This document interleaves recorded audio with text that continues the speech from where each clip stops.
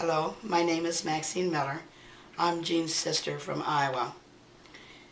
After Jean passed, I expressed a wish that I would like to write something and have someone read it at her memorial service. And someone who shall remain unnamed, and Doug, you know who that is, suggested that I do a video presentation. When I expressed my concerns, because I'm more comfortable behind the camera than in front of it, the consensus was that just tough, do it anyway.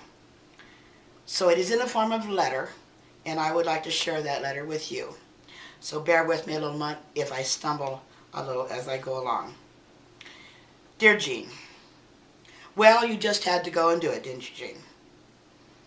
I'm in two places right now, mourning your physical loss and also celebrating your life. I choose to celebrate your life. I wanted to share some memories.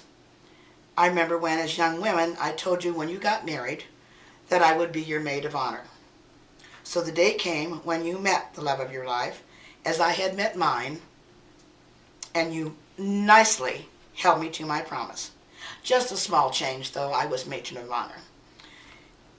My husband and I journeyed to California to help you celebrate your most memorable occasion in 1974 with your marriage to Jim.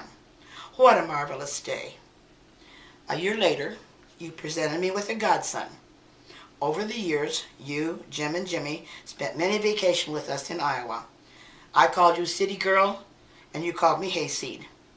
I remember that time the City Girl and City Guy decided they wanted to take a tour of the timbered area of our property. We let it go wild for a wildlife cover. You came back covered head to toe in beggar's ticks.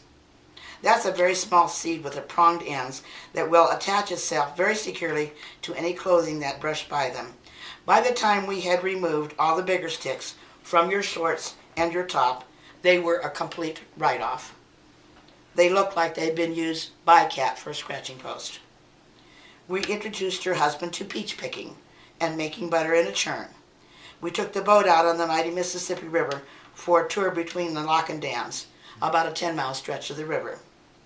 We went across the river in Muscatine to Illinois, to that lock and dam, so we could watch a commercial barge and a tug lock through. You guys really enjoyed that. You and I, over the years, have traded smart remarks back and forth until we've dissolved into giggles. All the years you came to the Rochester Labor Day celebration called Snapper City Days, snapper being a type of turtle, which is very delicious. Participating in and creating a float for the parade. Let me assure all of you now, the roast parade it ain't. Hay racks and tractors, materials gathered for the floats by gleaning whatever we needed wherever we could find it. The 150th year of Rochester, our mother was queen. You were there for that. And the last and final parade at Rochester's 175th birthday, I was queen. Jimmy, Julie, and Amelia shared that with us. A note here.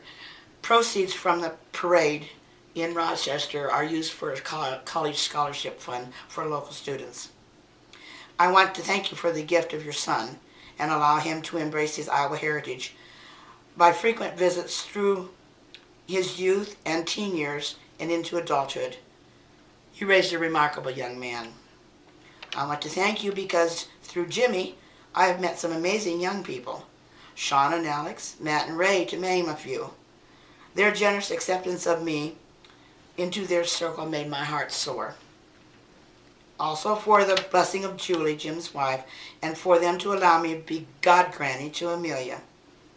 You live on through them and our memories of you. And thank you again for another sister in Dana. The next I have here to have told to Jimmy and Julie and Jim. Sometimes in the future, when they're at a crossroads, they will feel a presence, an aura if you may. And they will know that you are with them and looking out for them. Please hug the dads, Dwayne and Emmy, for me, and tell them I will see them in God's time. I'm looking forward to the reunion. May your special spirit soar high and free as the eagles who float on the air currents at home over the river. Your loving sister. I would like to complete this At the end of our services in our church at home, we do something called shalom. And I will try to remember how it goes. It goes, shalom to you now. Shalom, my friend. May God's full mercy bless you, my friend. In all your living and through your loving, Christ be your shalom. Christ be your shalom. Thank you.